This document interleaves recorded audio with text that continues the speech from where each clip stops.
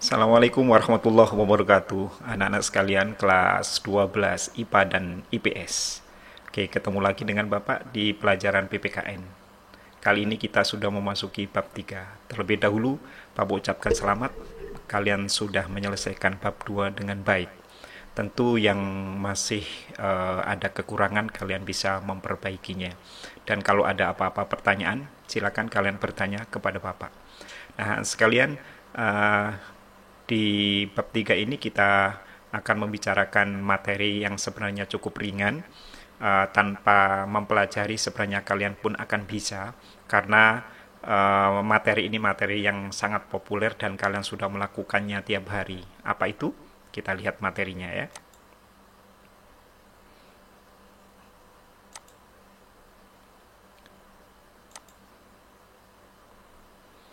Ya, anak sekalian, inilah materinya. Pengaruh positif dan negatif kemajuan IPTEK terhadap Negara Kesatuan Republik Indonesia. IPTEK itu kalian udah tahu, sudah kelas 12 SMA, masa nggak tahu ya? Kepanjangan dari, kependekan dari Ilmu Pengetahuan dan Teknologi. Oke, anak sekalian. Jadi yang akan kita pelajari di materi ini adalah satu, faktor yang mempengaruhi perkembangan iptek di Indonesia, perkembangan iptek di Indonesia, lalu kemudian dampak positif dan dampak negatif dari iptek itu sendiri. Kita lanjut. Pengaruh positif dan negatif kemajuan iptek terhadap Negara Kesatuan Republik Indonesia. Terlebih dahulu kita akan belajar dulu terhadap apa itu namanya iptek. Ilmu pengetahuan atau sains adalah pengetahuan tentang gejala alam yang diperoleh melalui proses yang disebut metode ilmiah atau scientific method. Sedangkan teknologi adalah pengetahuan dan keterampilan yang merupakan penerapan ilmu pengetahuan dalam hidup manusia sehari-hari. Oke, sampai di sini paham ya? Kalian sudah mempelajarinya ini di kelas-kelas IPA. Jadi iptek adalah ilmu yang mempelajari tentang gejala alam dengan dibantu atau didorong dengan perkembangan teknologi. Perkembangan iptek adalah hasil dari segala langkah dan pemikiran untuk memperluas, memperdalam, dan mengembangkan iptek. Oke, jadi ilmu pengetahuan dan teknologi saling mendukung anak sekalian ya. Ilmu pengetahuan atau sains akan menghasilkan teknologi dan dalam perkembangannya teknologi akan sangat membantu di dalam mengembangkan iptek, dalam mengembangkan ilmu pengetahuan atau sains. Jadi kedua-duanya sekarang saling membantu. Iptek adalah hasil karya manusia. Karya tersebut pada dasarnya dipergunakan untuk membantu keperluan manusia dalam menghadapi kehidupan. Iptek tersebut ada saja yang memanfaatkannya untuk kepentingan tertentu, baik yang berdampak positif maupun negatif. Nah, anak sekalian,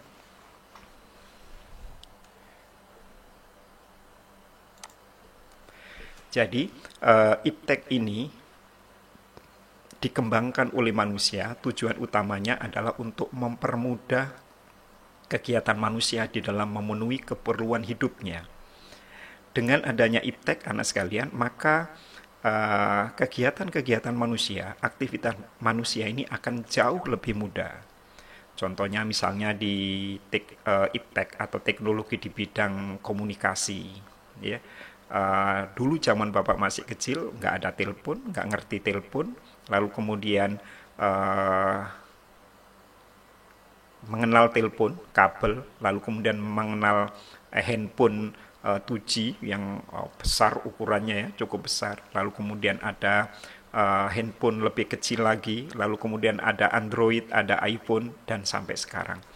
Ya, semuanya mempermudah. Dengan lahirnya handphone, di dalam handphone ada radio, ada kalian bisa lihat televisi, kalian bisa membaca berita, kalian bisa mencari informasi, ya, ada kamera, ada audio audio recording, semuanya semua ada di dalam handphone anak sekalian. Ya, jadi untuk melakukan aktivitas banyak hanya diwakili oleh handphone. Padahal dulu baca berita harus ada koran sendiri, dengarkan radio harus punya radio, lihat TV perlu ada TV tersendiri. Tapi sekarang cukup di dalam satu benda namanya handphone. Ini menandakan bahwa teknologi itu mempermudah kegiatan manusia. Namun mempermudah ini juga tergantung kepada manusianya, karena di dalam yang positif ada yang negatif, tergantung bagaimana manusia menggunakannya dengan sebaik-baiknya.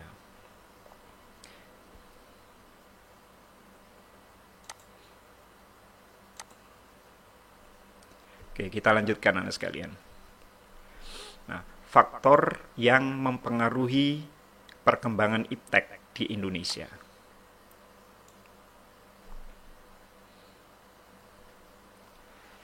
Yang pertama adalah peran pemerintah. Peran pemerintah sangat penting dalam mengembangkan iptek di Indonesia, karena iptek dapat maju dan berkembang jika pemerintah memberikan dukungan penuh bagi baik berwujud material maupun spiritual demi perkembangan iptek Indonesia. Contohnya, peran pemerintah adalah pengadaan atau pengembangan infrastruktur atau sarana dan prasarana. Karena tanpa dukungan pemerintah, perkembangan iptek tentu akan sangat susah. Misalnya perlu ada aturan, ya, undang-undang tersendiri. Maka sekarang ada undang-undang ITE. Lalu kemudian disediakannya sarana seperti BTS, ya, yang tiang-tiang pemancar, lalu kemudian pabrik-pabrik handphone, ya, yang menunjang perkembangan iptek. Kalau itu misalnya di bidang teknologi, misalnya iptek di bidang mobil listrik, ya, sekarang di Indonesia lagi booming pengembangan mobil listrik, pembuatan baterai, ya, sehingga kalau pemerintah menyediakan infrastrukturnya, maka rakyat akan dengan mudah untuk mewujudkan iptek yang diperlukan untuk mempermudah kegiatan manusia. Lalu yang kedua adalah dipengaruhi oleh sumber daya manusia yang berkualitas atau SDM yang berkualitas. Anak sekalian, ilmu pengetahuan dan teknologi memang harus berkembang, tapi seiring dengan perkembangan iptek, haruslah diiringi dengan perkembangan sumber daya manusia yang berkualitas. Karena jika tidak diiringi dengan perkembangan SDM, maka akan sama saja atau bahkan lebih buruk lagi, kita hanya menjadi penonton dan meningkatnya perkembangan iptek saja tanpa ikut mengembangkannya. Ya, intinya kalau SDM Indonesia ini tidak ditingkatkan, ya, maka kita akan menjadi objek, menjadi sasaran